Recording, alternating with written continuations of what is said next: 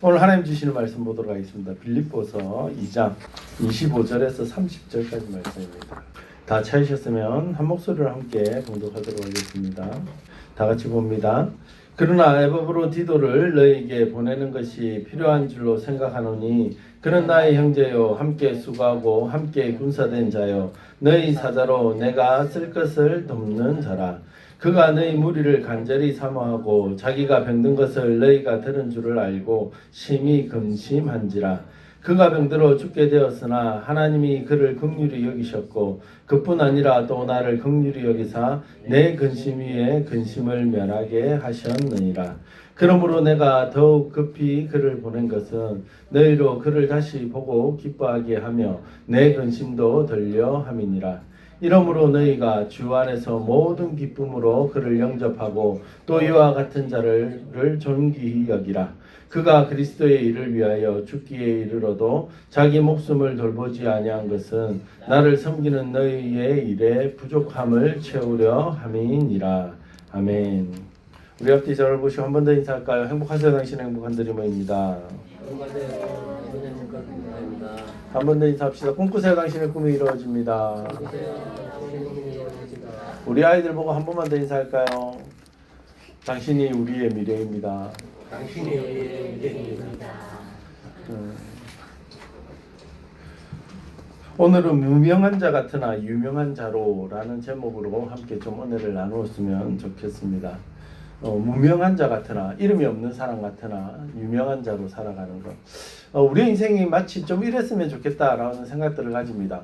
우리 교회도 그렇고 저 교회 그런 교회가 있었나 라고 얘기를 하는데 야, 그 교회 너 몰랐나 이런 얘기. 진원수 집사님 그런 사람이 있었나 라고 얘기하는데 야, 그걸 몰랐어? 무명한 자 같으나, 이름 없는 아무런 영향력 없는 사람 같으나 그 사람이 정말 영향력이 있고 정말 힘이 있고 정말 괜찮은 사람. 어떻게 보면 오늘 어린이주일이라서 어린이주일 설교를 좀 해야 되지 않나라고 생각하는데 올해는 그냥 넘어갔으면 해서 말씀을 그냥 하는데도 오늘 에바브로디도 이 사람 같은 사람, 우리 아이들이 나중에 이런 사람이 되었으면 참 좋겠다라는 생각들이 들더라고요. 그래서 무명한 자 같으나, 이름이 없는 자 같으나 유명한 자로 어떻게 하면 우리의 인생이 바뀌어질 수 있을까? 그리고 그런 에바브로디도의 인생은 어떤 인생의 모습일까를 한번 좀 살펴봤으면 좋겠습니다. 그런 이야기가 있더라고요. 어떤 신혼부부가 결혼을 했는데 이모 할머니가 그 신혼부부에게 결혼 선물로 상자를 줬답니다. 상자에 적어놨는데 주면서 상자에 뭐라고 적어놨냐면 이렇게 적어놨다고 해요. 처음으로 다툴 때까지 절대 열지 말 것. 그러니까 결혼해서 결혼하는 신혼부부에게, 조카에게 이렇게 선물을 탁 주는데 상자 안에다가 뭐라고요? 결혼해가지고 절대 싸움하기 전에는, 첫 싸움하기 전에는 열어보지 말라는 거죠. 그러면 여러분 무슨 생각이 드십니까? 뭔가 싸움을 하고 난 다음에 뭔가 해결책이 그 안에 안 들어있겠습니까? 그래서 그 선물을 줬을 것이라 생각해가지고 이 부부도 뭐 조금 다퉈가지고는 뭐 웬만해서는 상자를 안 열었다는 거죠. 그래서 진짜 심하게 싸움을 하고 난 다음에 야, 이번에는 한번 열자. 이래서 탁 열었답니다.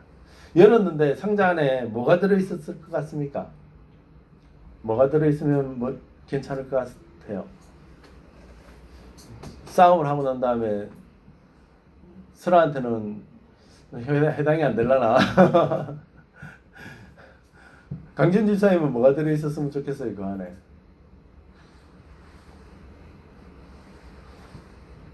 모르겠어요. 유진 집사님 뭐가 들어있었으면 좋겠습니까? 돈요. 맞았어요. 돈이 들어있더래요. 근데 많은 돈은 아니고 조그마한 돈이 들어있는데, 그리고 편지가 두 통 들어있는데 한 통에는 남편에게, 한 통에는 아내에게 써놓은 편지. 한 통은 뭐라고 써놨냐면 나가서 피자, 새우 아니면 둘 다 모두 좋아하는 음식을 사오라는 거고, 그 누구겠습니까? 남편한테, 아내한테. 그리고 남편한테는 편지에 뭐라고 썼냐면 나가서 꽃과 와인 한 병을 사오라는 거죠. 그리고 아내는 그 또 상자 안에는 꽃병, 와인잔, 목욕 비누, 로션, 목욕제도 들어있었답니다. 그러면서 무엇을 하라는 거예요? 그냥 평범하게 다시 돌아가라는 거죠. 아무리 싸움을 심하게 했다 할지라도 그 싸움 가지고 얘기하지 말고 다시 예전으로 돌아가면 된다는 거죠. 그래서 그 내용물을 보고 난 다음에 그 신혼부부가 그런 얘기를 했다고 얘기를 해요. 지금까지 저희는 상자 안에 내용물이 결혼 생활을 유지시켜주는 대단한 비법을 담고 있을 거라고 생각을 했습니다. 하지만 그런 건 없었습니다. 대신 이 상자는 우리 부부에게 인내심, 이해, 배려를 가르쳐 주었습니다. 그렇게 얘기를 하더라고요. 제가 그 얘기를 딱 읽으면서 그런 생각이 들더라고요. 우리는 뭔가 거대한 것들을 바라보잖아요. 야, 저 사람 대단한 사람이다. 저 사람 위대한 인물이다. 라고 얘기하면 우리는 뭐 사도 바울 얘기도 많이 하고, 그리고 예수님 얘기도 하고, 막 이렇게 하다 보니까 다윈 얘기하고 막 이러니까 뭔가 대단한 사람, 그런 사람들은 뭔가 우리하고 다를 거야 라는 생각들을 참 많이 가지잖아요. 근데 오늘 이 에바브로디도라는 사람도 오늘 사도 바울이 빌립보에 있는 성도들에게 예수님에 대한 얘기를 하고, 그리고 자기에 대한 얘기를 하고, 그러고 난 다음에 디모데에 대한 얘기를 하고 난 다음에 마지막 한 사람 이 에바브로디도거든요.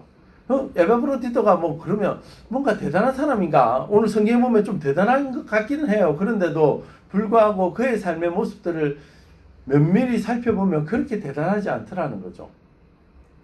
그게 무슨 말이냐 그러면 어쩌면 우리는 왜 대단하지 않느냐 그러면 다 아는 얘기예요. 오늘 에바브로디도에 대한 얘기들을 할 때도 여러분 이렇게 사는 사람이 되어야 합니다. 이렇게 사는 사람이 되어야 됩니다. 라고 얘기를 할 때 그것이 우리가 모르고 있던 얘기가 아니라 다 알고 있는 얘기예요. 다 알고 있는 얘기인데 오늘 또 설교로 얘기를 하면 그래, 그렇지. 대단한 사람은 우리하고 역시 달라. 이게 아니라 그래, 우리가 알고 있는 걸 뭐 하면 된다고요? 우리의 삶에 실천하면 된다고요. 뭔가 특별한 게 아니라 오늘 이 에바브로디도도 우리의 삶에 그렇게 특별한 사람이 아니라 무명한 자같이나 유명한 자가 되려고 그러면 뭔가 특별한 일을 해야 되는 게 아니라 우리가 알고 있는 그 일을 우리의 삶에 실천하고 우리의 삶에 그렇게 살아가면 되는 거라는 거죠. 그렇다면 오늘 이 세 가지 오늘 오늘 에바브로디도의 삶을 통해서 오늘 무명한 자 같으나 유명한 자가 되기 위해서는 우리의 삶이 어떻게 해야 될까를 우리 아이들이 어떤 사람으로 살아야 될까라는 것들을 함께 좀 고민하고 함께 좀 기도했으면 좋겠습니다. 첫 번째입니다. 무명한 자 같으나 유명한 자 같이 살려면 약하지만 철저하게 누구를 의지해야 된다고요? 하나님만을 의지하며 살아야 됩니다. 오늘 에바브로디도에 대해서 사도 바울은 여러분 사실은 극찬을 합니다. 오늘 여러분 25절 말씀 한번 같이 한번 볼까요? 25절입니다. 같이 보겠습니다. 시작. 그러나 에바브로디도를 너에게 보내는 것이 필요한 줄로 생각하노니 그는 나의 형제요 함께 수고하고 함께 군사된 자요 너희 사자로 내가 쓸 것을 돕는 자라. 아멘. 여러분 이름을 이 에바브로디도 대신 한번 넣어 보십시오. 그러면요 여러분에 대한 칭찬이 대단하지 않습니까? 그 정중구 목사라는 사람은 내가 너희들에게 보내는 이유가 그는 나와 나의 형제다. 진짜 친형제가 아니잖아요. 그런데도 나하고 피를 나눈 형제 같은 그런 사람이다. 뿐만 아니라 그는 나와 함께 수고했고 그는 나와 함께 군사된 자요. 뿐만 아니라 너희 사자로 내가 쓸 것을 돕는 사람이다. 오늘 사도 바울은 이 에바브로디도를 통해서 5가지의 칭찬을 막 부어냅니다. 정말 대단한 사람인 것 같아요. 완벽한 사람인 것 같고 완벽한 동력자인 것 같아요. 그래서 오늘 29절에는 뭐라고 얘기를 하냐면 심지어는 사도 바울은 2장 29절에는 이렇게까지 얘기를 합니다. 한번 29절 말씀도 한번 볼까요? 시작. 이러므로 너희가 주 안에서 모든 기쁨으로 그를 영접하고 또 이와 같은 자들을 존귀히 여기라. 아멘. 에바브로디도가 너희에게 다시 갈 것인데 그때 너희가 뭐하라고요? 기쁨으로 그를 영접하고 그를 존귀하게 되라는 거죠. 야, 이 정도 되면 에바브로디도는요 대단한 사람 아니겠습니까? 대단히 뭔가 잘하는 사람이고 뭔가 훌륭한 사람처럼 그렇게 보입니다. 이 에바브로디도는 그렇다면 완벽한 사람이냐는 거죠. 여러분 오늘 성경만 봐도 그렇지 않습니다. 사실은 에바브로디도는 오늘 이 빌립보서밖에 등장하지 않는 사람이거든요. 그런데도 사도 바울의 동력자로 많이 알려져 있는 사람입니다. 그런데 이 에바브로디도는 연약한 게 오늘 사도 바울은 표현을 합니다. 어쩌면 우리가 볼 때는 거추장스러운 사람일 수도 있고 사람이 어떻게 저럴 수 있어 라고 얘기할 수 있을 그런 사람입니다. 왜 그러냐 그러면 오늘 사도 바울의 극찬과 다르게 오늘 사도 바울은 이 에바브로디도의 연약한 부분을 얘기를 하거든요. 여러분 한번 볼까요? 26절과 27절 상반절 말씀입니다. 상반절까지거든요. 앞을 보시면 더 좋을 것 같아요. 같이 보겠습니다. 시작. 그가 너희 무리를 간절히 사모하고 자기가 만든 것을 너희가 들은 줄을 알고 심히 근심한지라. 그가 병들어 죽게 되었으나. 아멘. 여러분도 알다시피 이 에바브로디도는 빌립보에 있는 성도입니다. 이 빌립보에 있는 성도들이, 빌립보 교인들이 사도 바울이 감옥에 들어갔대라는 얘기를 듣고 우리가 그래도 뭔가를 모아서 사도 바울을 도와주자라고 해서 한 사람을 보내잖아요. 그 사람은 어떤 사람이겠습니까? 빌립보 교회 안에 믿음도 좋은 사람이고, 그리고 먼 거리를 가야 되니까 튼튼한 사람일 거고, 그리고 돈을 가지고 가니까 믿을 만한 사람이고, 그죠? 여러 조건을 만족해서 이 사람이야 라고 해서 딱 뽑은 사람이 에바브로디도거든요. 근데 이 사람을 믿고 보냈는데 소문이 들리는데 뭐라고요? 가다가 이 사람 죽게 됐다더라. 뭐 어떤 사람은 향수병이라고 얘기하는데 향수병 가지고 죽을 정도는 아니거든요. 근데 먼 길을 가다 보니까 뭔가 질병에 걸렸나 봐요. 그래서 어느 정도가 됐냐면 죽을 지경까지 이를 정도로 연약한 사람이 됐다는 거죠. 힘든. 사도 바울한테 딱 갔는데 이제 바울 사도님 나 이제 곧 죽을 것 같아요. 막 이러니까 여러분 사도 바울이 너무 고맙습니다. 이 얘기 하기 전에 어떻게 내가 지금 감옥에 있는데 당신을 도와줘야 될 것 같아. 내가 도움을 받는 게 아니라 당신을 뭐 어떻게 도와줘야 되지? 뭘 해줘야 되지? 뭘 먹여야 되지? 막 이런 고민도 하지 않았겠어요? 거의 죽게 된 사람이니까. 여러분 어떻게 보면 거추장스러운 거예요. 어떻게 보면 이 사람 왜 보냈어? 아니 에바브로디도 말고 다른 사람을 보내지 뭘 이런 사람을 보냈어? 라고 할 정도의 그런 사람이라는 거죠. 여러분 그 시대 로마는 우리가 아는 로마의 특징이 뭐냐면 강한 민족이잖아요. 그 이유가 뭐냐면 강한 것이 선이라고 생각했거든. 로마 사람들은. 그래서 심지어는 로마의 어떤 장군이 편지를 썼는데 여러분들도 잘 알다시피 자기 아내가 임신을 하고 난 다음에 전쟁터로 왔나 봐요. 그래서 아내가 아이를 낳았다고 편지를 탁 받았는데 그 편지의 답장이 뭐라고 썼냐면 이렇게 썼대요. 여보 아이 낳는다고 얼마나 수고했어. 그리고 산후조리 열심히 하고 아이가 너무너무 보고 싶어요. 이렇게 편지를 써서 보낸 게 아니라 뭐라고 보낸지 아십니까? 이렇게 써서 보냈다고 하지 않습니까? 아이는 건강한가? 건강하지 않다면 내가 도착하기 전에 아이를 죽이게. 이게 무슨 말인지 아시겠습니까? 로마는 자기 아이라 할지라도 태어났는데 건강하게 보이지 않으면 걔를 죽이는 것이 그 로마의 풍습입니다. 약한 것은, 병들었다는 것은 선이 아니라 악이라고 생각을 했어요. 그러다 보니까 우리가 생각할 때 로마가 강하다라고 생각하는 것은 그렇게 아이들을 다 죽이고 남은 사람들만으로 그 정치를 유지하려고 그러니까요. 여러분 강한 것이 선입니까? 지금도 마찬가지 아닙니까? 세상 사람들은 강한 사람들이 주도권을 잡고 있는 나라입니다. 강하지 못하면 죽습니다. 그래서 아이들한테 뭐 하라고 얘기합니까? 쟤보다 네가 더 나아야 된다고 얘기하죠. 저 집 애보다는 네가 나아야지. 쟤보다는 네가 강해야지. 쟤보다는 성적이 좀 더 나와야지. 이게 우리가 하는 얘기잖아요. 로마 그 시대도 마찬가지라는 거죠. 오늘 사도 바울은 그런 것이 그의 마음 가운데 있는 사람이에요. 그런데도 불구하고 이 에바브로디도에 대해서 여러분 5가지 칭찬을 퍼붓잖아요. 여러분 에바브로디도는 정말 나의 형제입니다. 아니 죽어가는 저 사람한테 아이고 정신 좀 차리지. 너 지금 뭐 하는 거야? 이렇게 얘기하는 것이 나의 군사요. 나와 함께 수고하는 자이고 나의 필요를 채워준 사람. 여러분 끊임없는 칭찬을 퍼붓더라는 거죠. 왜 그럴까요? 하나님의 나라는 하나님은 강한 자를 사용하시는 분이 아니라 어떤 사람을 사용하실까요? 하나님은 연약한 사람을 사용하시기 때문에 그렇습니다. 아멘입니까? 여러분 창세기에 보면 아주 재밌는 표현이 있습니다. 그건 뭐냐면 여러분 가인과 아벨 사건 뒤에 하나님이 아이를 하나 주시죠. 그 아이가 누굽니까? 셋이란 아이였죠. 그 셋이 또 아이를 하나 더 낳습니다. 그게 누굽니까? 에노스입니다.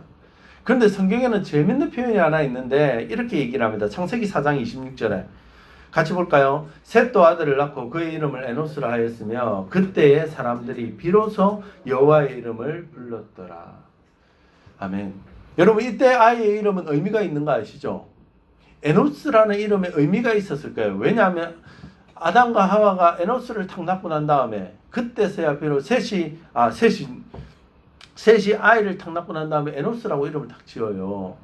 그리고 난 다음에 사람들이 그때서 비로소야 하나님의 이름을 불렀대요. 왜 그때 비로소야 하나님의 이름을 불렀을까요? 그전에는 그러면 안 불렀을까요? 그전에는 누가 득세하던 시대입니까? 가인의 아이들이. 가인의 아이들이 득세하면서 가인의 아이들이 뭘 만듭니까? 성을 만들고 쇠를 만들고 철을 만들고 그리고 농사도 짓고 그리고 뭘 만듭니까? 음악도 만들고. 그러고 난 다음에 뭘 만들면 자기 성을 만들죠. 성을 만들어서 뭐라고요? 내가 최고다라고 생각하는 시대였어요.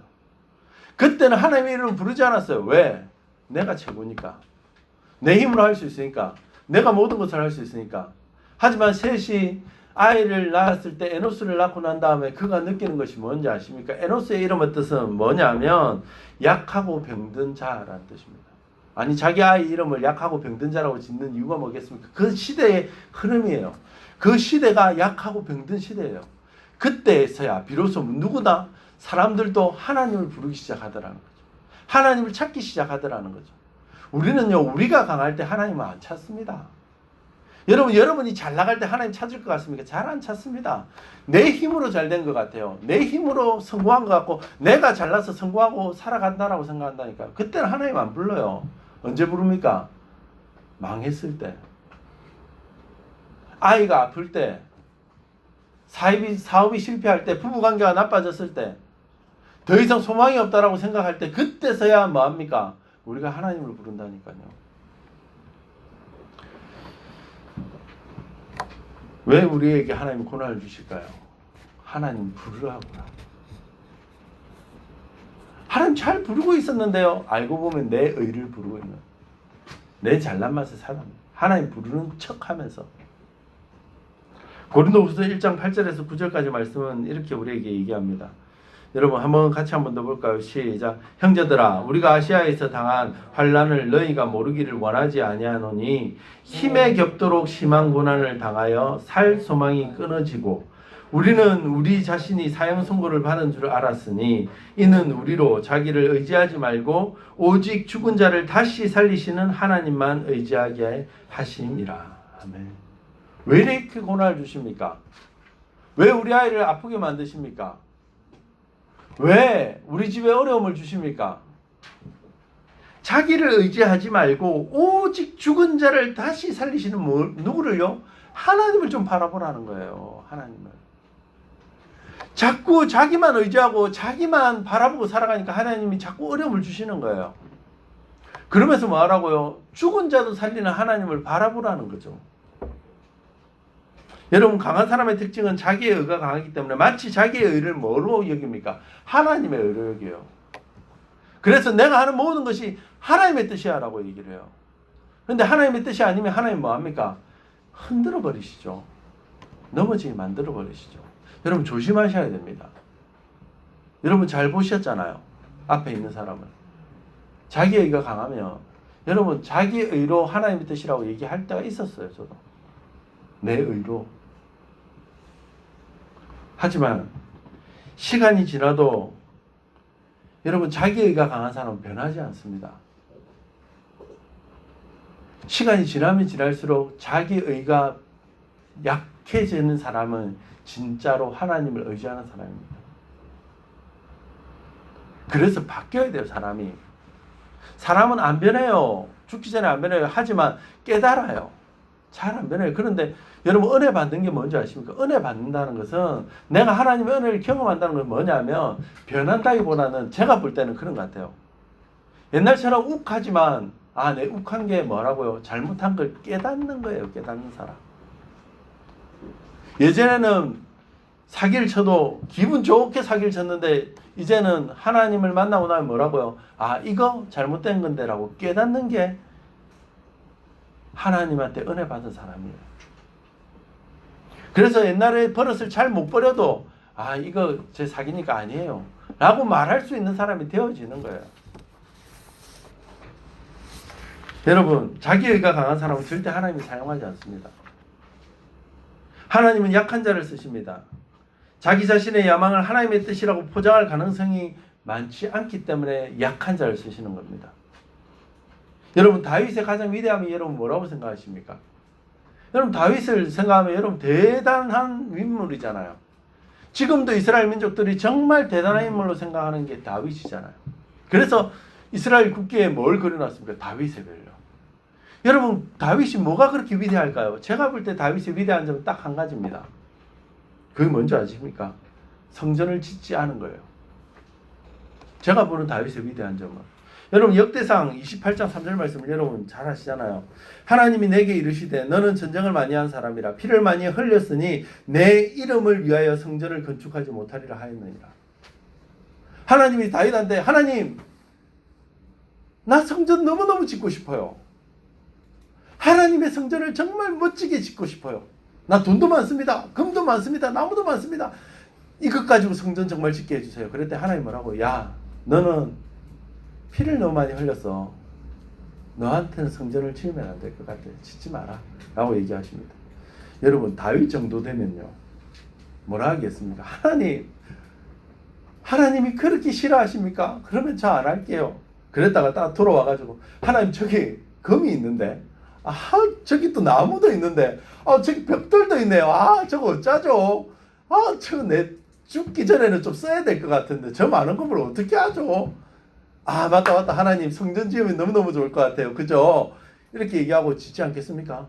그러면서 하나님이 여러분 저 성막에 거하셔야 되겠습니까? 저 성전에 거하는 것이 하나님의 뜻 아니겠습니까? 제가 금으로 성전을 짓겠습니다. 국민 여러분, 그러면 막 백성들 박수를 치면서 야, 역시 다윗이다. 다윗 최고다. 라고 얘기하지 않겠습니까?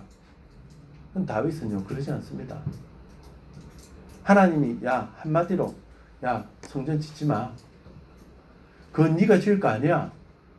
라고 얘기했을 때, 여러분 역대상 28장에 보면 다윗이 모든 것을 솔로몬을 위해서 다 준비해놨다고 얘기를 해요.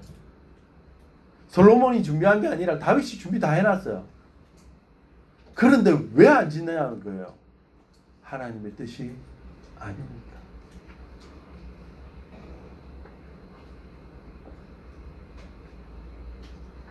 여러분, 우리는 자기의가 강한 사람은 어쩐지 아십니까? 끝까지 지어요.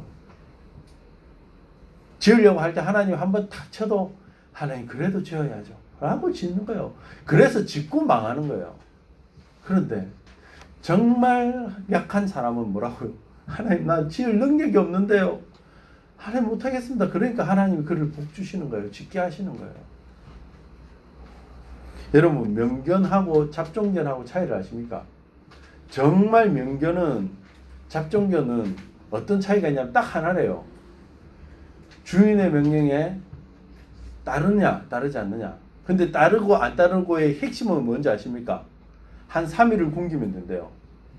한 3일을 딱 굶기고 난 다음에 먹을 걸 딱 던져주고 주인이 먹지마 그랬으면 명견은 침을 질질질 흘리면서 이러고 그냥 가만히 있다는 거죠. 근데 잡종견은 먹지마 그러면 이러면 뭐 끝나는 거예요. 잡종은. 단지 그 차이랍니다. 우리가 하나님의 사람이냐 아니냐, 내가 진짜 연약한 사람이냐 아니냐, 하나님 앞에 사용되어질 사람이냐 아니냐 차이는 다른 거 없습니다. 여러분 의가 강하면 여러분 마음대로 해요. 주님이 서라 그러는데도 가고 가라 그러는데도 서 있고, 그게 우리의 강한 사람의 모습입니다. 하지만 연약한 사람들은 뭐라고요? 주님이 서 그러면 네 알겠습니다. 서겠습니다. 가 그러면 하나님 나 갈 힘이 없는데요. 그래도 가겠습니다. 라고 가는 거예요. 사랑하는 성도 여러분, 저는 우리 아이들이 그랬으면 좋겠습니다. 약했으면 좋겠어요. 우리 아이들이 똑똑하지 않았으면 좋겠어요. 우리 아이들이 능력이 없었으면 좋겠어요. 하지만 하나님이 능력 주셔서, 하나님이 똑똑함을 주셔서, 하나님이 건강을 주셔서, 그 하나님이 주신 건강이라고, 하나님이 주신 똑똑함이라고, 하나님이 주신 것이라고 깨닫는 아이들이 되었으면 좋겠습니다. 그래서 하나님 앞에서는 철저하게 연약한 자였으면 좋겠습니다. 그런 성도들이 되어주시기를 주의 이름으로 간절히 축원합니다. 그런 삶을 살아가시길 주의 이름으로 간절히 축원합니다. 아멘입니까? 두 번째입니다. 무명한 자 같으나 유명한 자 같이 살려면 하나님의 긍휼이 우리에게 있어야 합니다. 우리 아이들에게 뭐가 있어야 되는지 아십니까? 하나님의 긍휼이요. 우리 인생의 행복의 큰 누가 잡고 있습니까? 예수님입니다. 맞습니까? 그런데 우리는 늘 우리가 무엇을 하려고 합니다. 내가 무엇인가를 할 수 있다고 생각합니다. 내가를 자꾸 외치면서 유명한 자가 되려고 그래요. 내가 유명한 자가 되려고 하지 마십시오. 나는 무명한 자로 있으면 됩니다. 그러면 누가요? 하나님이 우리를 살리시고 하나님이 우리를 세우시고 우리 아이를 높여주십니다. 아멘입니까?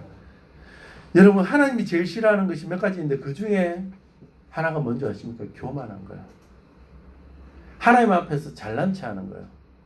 하나님 앞에서 난 척하는 사람들 하나님 싫어하세요.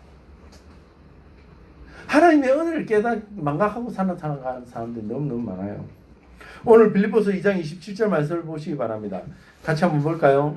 시작. 그가 병들어 죽게 되었으나 하나님이 그를 긍휼히 여기셨고 그뿐 아니라 또 나를 긍휼히 여기사 내 근심 위에 근심을 면하게 하셨느니라. 아멘.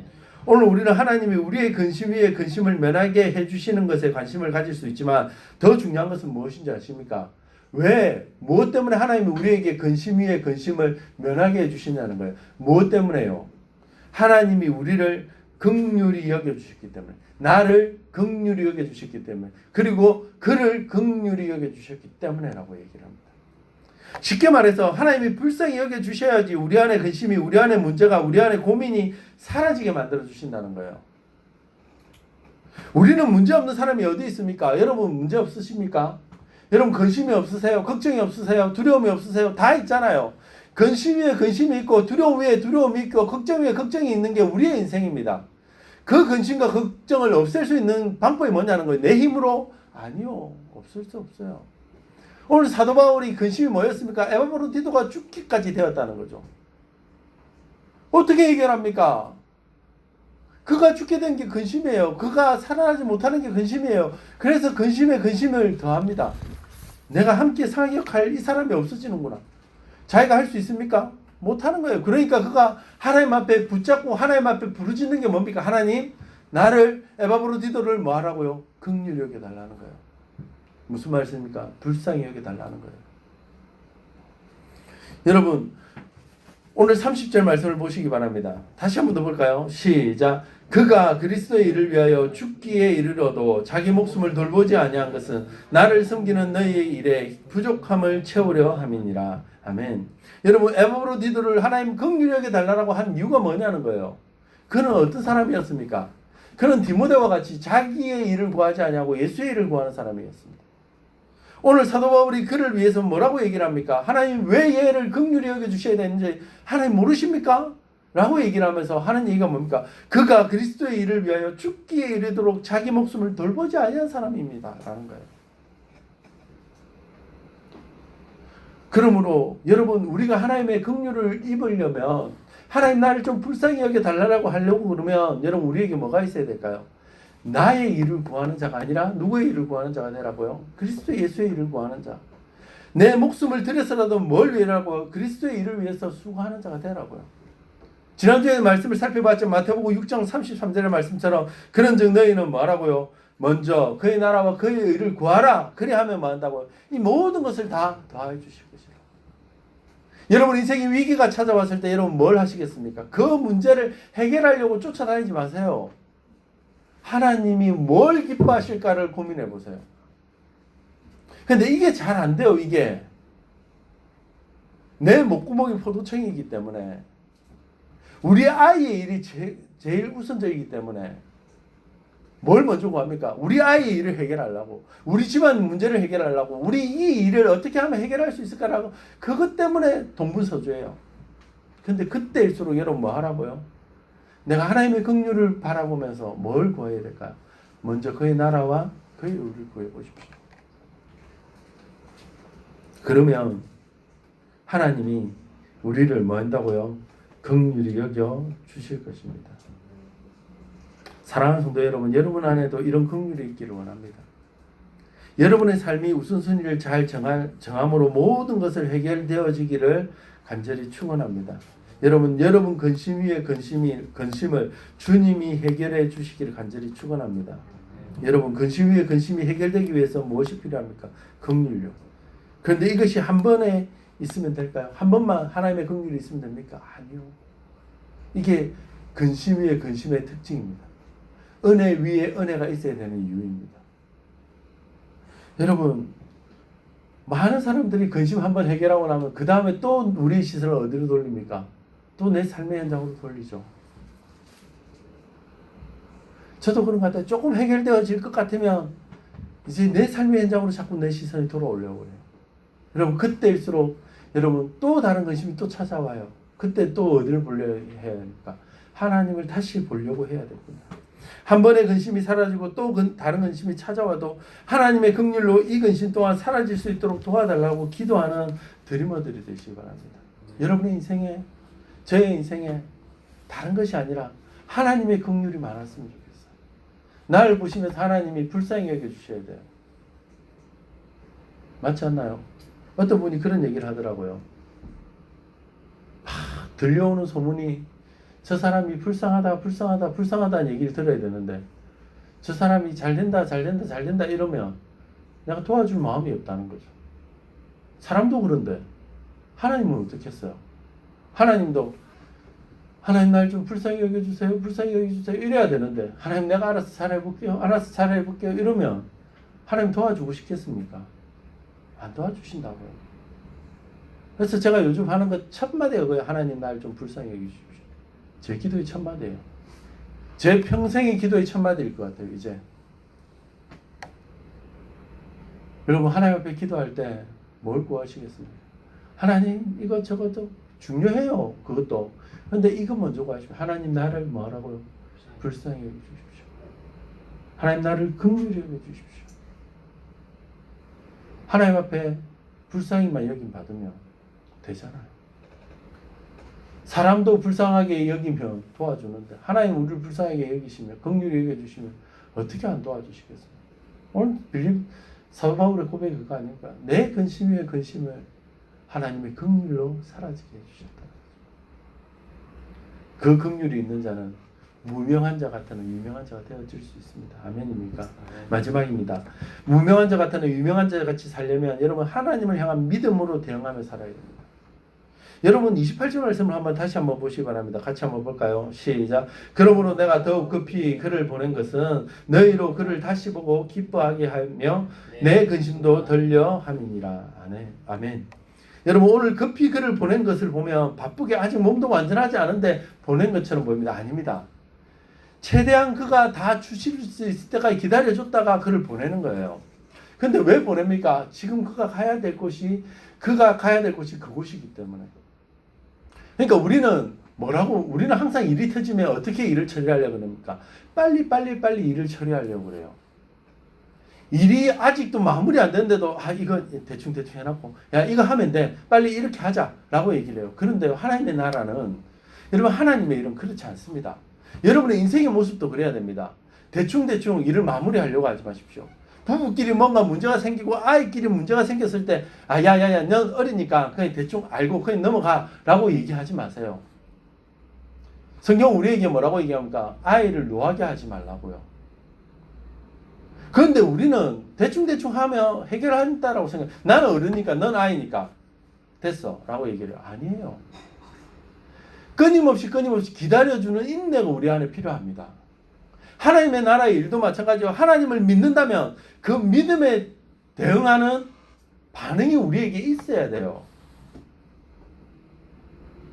인생의 삶에 순리가 있어야 됩니다. 믿음도 마찬가지로 삶의 믿음으로 대응할 때 우리에게 필요한 것이 뭔지 아십니까? 인내예요. 기다려주는 거예요. 끊임없이 기다려주는 거예요.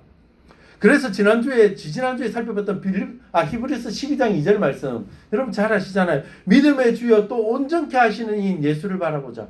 그 앞에 있는 기쁨을 위하여 십자가를 참으사 부끄러움을 개의치 아니하시더니 하나님 보좌 우편에 앉으셨느니라. 아멘. 믿음의 주여 또 온전케 하시는 예수를 뭐 하라고요? 계속해서 바라보자고요. 인내로. 믿음이 있다면 인내가 있어야 됩니다. 이 인내는 포기하는 것이 아니라 하나님의 타이밍을 기다리는 거예요. 하나님의 타이밍. 이해하시겠습니까? 우리는 우리의 힘으로 자꾸 하려고 그래요. 믿음이 있는 사람인데도. 그래서 내 힘으로, 내 방법으로 뭔가를 해결하려고 그러죠. 제가 이번에 느낀 게 그거예요. 저도요, 제일 못하는 게 인내하는 거더라고요. 인내 참는 거. 시간이 가면 해결해 주겠지. 시간이 가면 알아주겠지. 아이, 뭘 시간이 가면 알아줘. 이해해요. 빨리 이걸 해결을 해야죠. 그런데 여러분 문제가 생겼을 때 제가 딱 이번에 느낀 게 뭐냐 그러면 여러분 인생에 문제가 생겼을 때도 마찬가지예요. 여러분 말을 아끼세요. 말을. 여러분 저는 A라고 얘기했는데 저기 가니까 Z가 돼 있어요. 말의 전체를 안 보고 말 한마디만 딱 가져와서 얘기하는 사람들이 너무 많아요.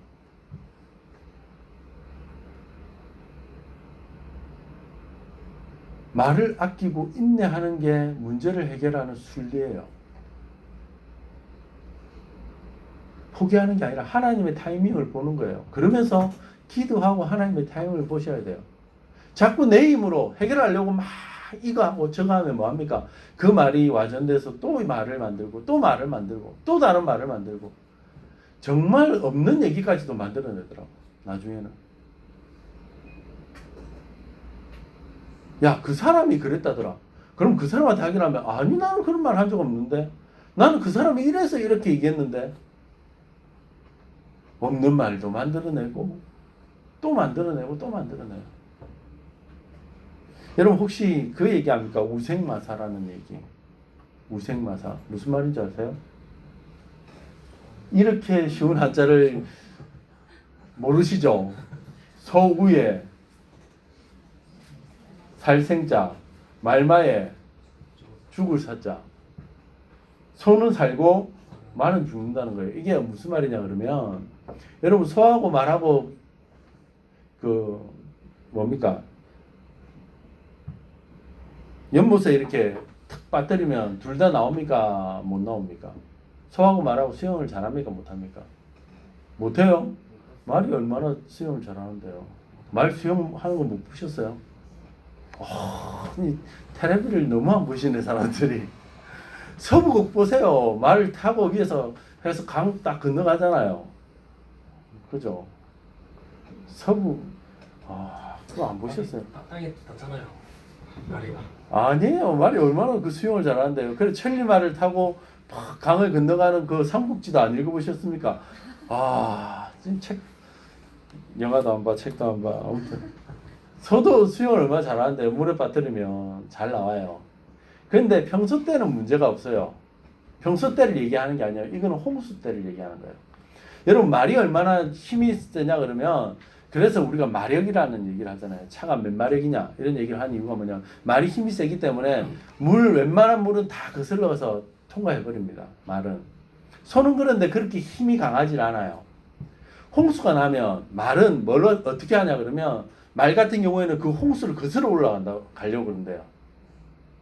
물이 막 이렇게 오면 거슬러서 내가 저 물을 이기고 나갈 거야 이러면서 막 헤엄쳐서 간다는 거예요. 그러다 보니까 말들은 홍수가 나면 다 죽어버린대요.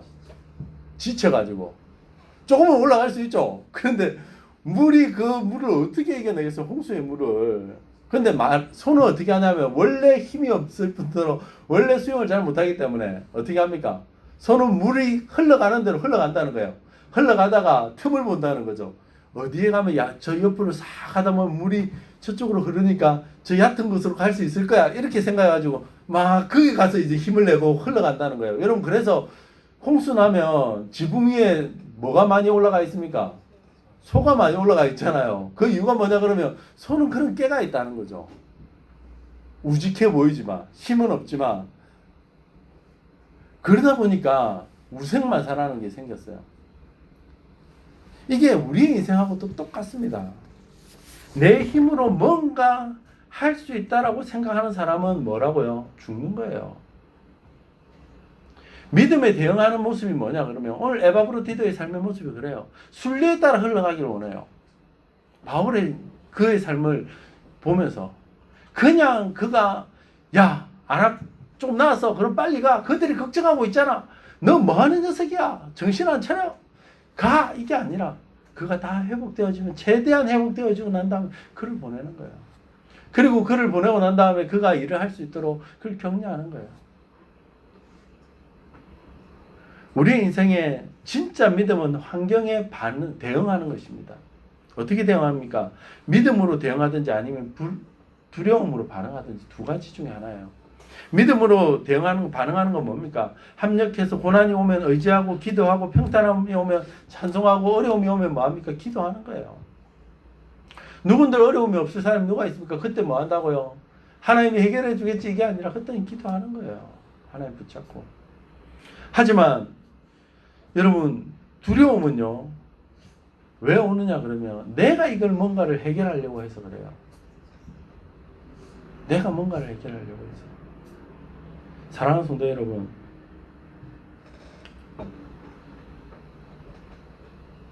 오늘 우리의 인생은 무명한 자 같으나 유명한 자로 살아야 됩니다. 그렇게 살기 위해서는 여러분 순리를 거스르려고 하면 안 돼요. 하나님의 뜻이 무엇인지 이게 첫 번째로 다시 돌아가는 거하고 같기도 하지만 하나님의 순리를 대응하는 믿음을 가지고 있는 사람의 특징은 뭐냐? 하나님의 뜻을 분별하는 사람입니다. 내 힘으로 자꾸 내 의가 강해서 하려고 하면 안 돼요. 하나님을 바라보셔야 돼요. 하나님의 뜻이 뭔지 자꾸 사람들의 이야기에 자꾸 귀 기울이지 마시고 하나님을 바라보셔야 돼요. 하나님. 내 의가 강한 사람들은요 말이 많아요. 맞잖아요. 저도 그래요. 저도 그랬어요. 근데 하나님을 바라보십시오. 약할 때 여러분 하나님이 여러분을 사용하시는 것입니다. 아멘입니까? 그 하나님 앞에 나아갈 수 있었으면 좋겠습니다. 그래서 하나님의 긍휼이 주의 긍휼을 구하며 하나님 앞에 나아가듯이 주님 우리는 연약합니다. 주의 긍휼로 우리를 사용하여 주십시오. 그래서 우리의 근심이 사라지고 무명한 자 같으나 유명한 자로 우리의 삶이 바뀌어지는 그런 놀라운 은혜가 있기를 원합니다. 그래서 우리 아이들이 저는 그렇게 자랐으면 좋겠어요. 순리에 역행하려고 하는 사람들이 아니에요. 거짓된 진리에는 반응해야 돼요. 대응해야 돼요. 하지만 순리에는 여러분 잘 반응하고 쫓아가야 됩니다. 하나님의 뜻이 어디에 있는지를 잘 볼 수 있어야 됩니다. 그것이 우리 아이들이 되었으면 좋겠고 우리의 인생이 되었으면 좋겠습니다. 우리 마지막으로 이 찬양 같이 한번 고백했으면 좋겠습니다. 약할 때 강함 대신에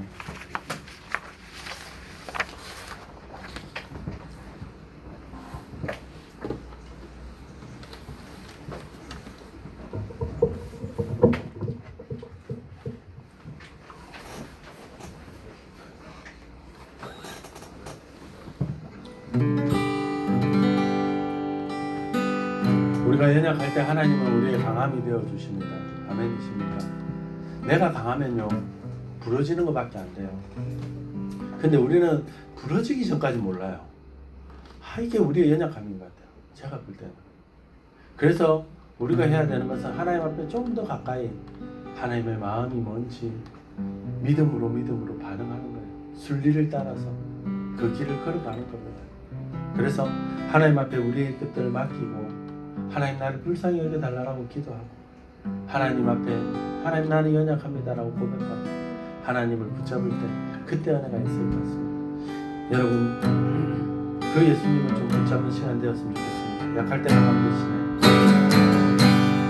약할 때 강함 대신에 나의 보배가 되시는 주 나의 모든 것 주 안에 있는 보물을 나는 포기할 수 없네. 주 나의 모든 것 약할 때 강함 대신에 약할 때 강함 대신에 나의 모든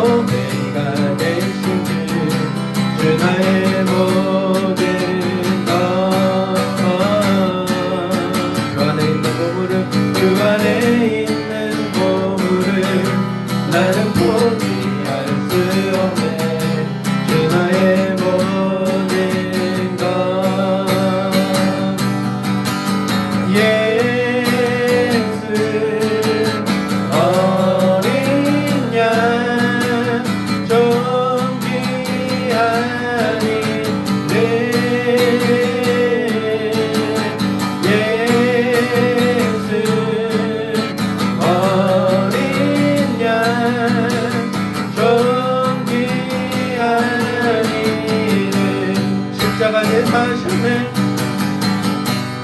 십자가에 사셨네 주님의 이름 찬양해 주나의 모든 것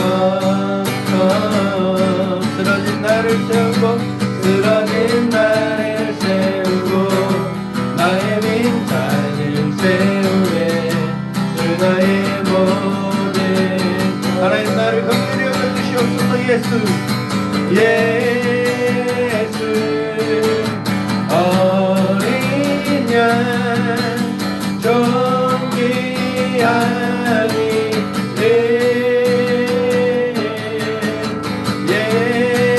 예수 어린 양 존귀하니 예수 어린 양 예수 어린 양 존귀하니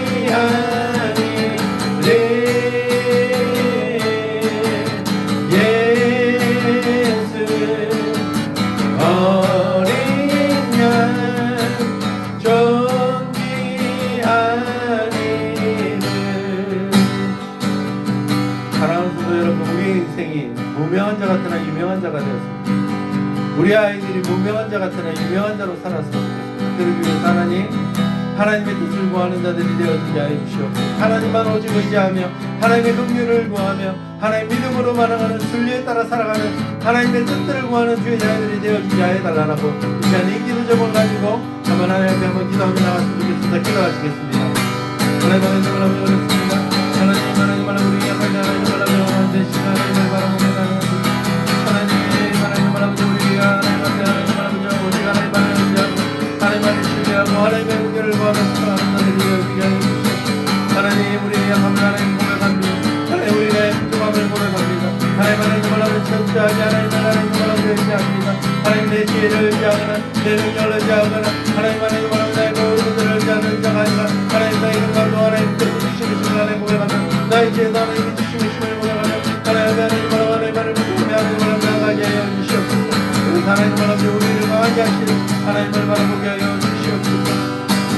예수 어린 양 존귀하니 예수 어린 양 존귀하니 하나님 그렇습니다. 우리 인생이 주님 연약함을 고백합니다. 내가 약함을 주님 앞에 고백합니다. 하나님 모든 것을 우리에게 주셨음을 고백합니다. 그 주님의 긍휼을 구하며 그 주님의 긍휼을 의지하며 그 주님의 긍휼을 붙잡으며 하나님 앞에 나아갑니다.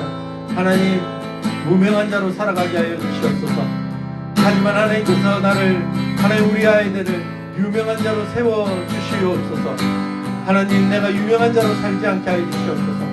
유명한 자로 살다가 하나님의 그 크크심을 경험하는 자가 되지 않게 하여 주시고 우리 아이들이 유명한 자가 되어서 하나님 앞에 하나님 교만하여서 하나님이 꺾으시는 그 교만을 하나님 그 경고를 하나님 경험하지 않게 하여 주시옵소서.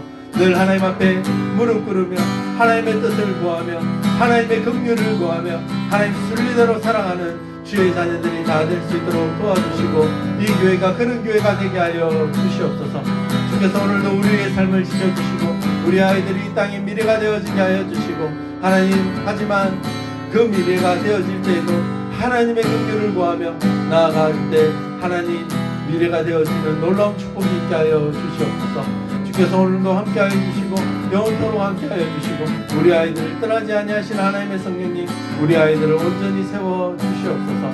주님 오늘도 주님 앞에 나올 때 11조를 드리며 감사한 검을 드리며 수정한 검을 드리며 하나님 앞에 구제와 승정한 검을 드린 주의 자녀들을 꼭 기억하여 주시고 하나님 앞에 드린 성도들마다 하나님의 복이 흘러넘쳐날 수 있도록 주님 도와주시고 이들의 삶에 물질이 말리지 아니하도록 주님 도와주시며 하나님 늘 주께서 채워주시는 풍성함을 경험하게 하여 주시옵소서.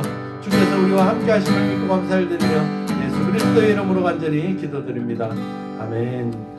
지금 우리 주 예수 그리스도의 크신 은혜와 아버지 하나님의 놀라우신 사랑하심과 성령 하나님의 위로 교통 충만하심의 역사가 오늘 주님 앞에 나아와 주님을 붙잡고 주님의 뜻을 구하며 하나님의 긍휼을 구하며 하나님 앞에 나아가고자 하는 모든 주의 자녀들 머리 위에와 이들의 꿈과 소망과 바라는 것 위에 출근한 직장과 사업장 위에 자녀들과 자녀들의 학업 위에 지금으로부터 영원토록 주의 평강이 함께 있을지어다. 아멘.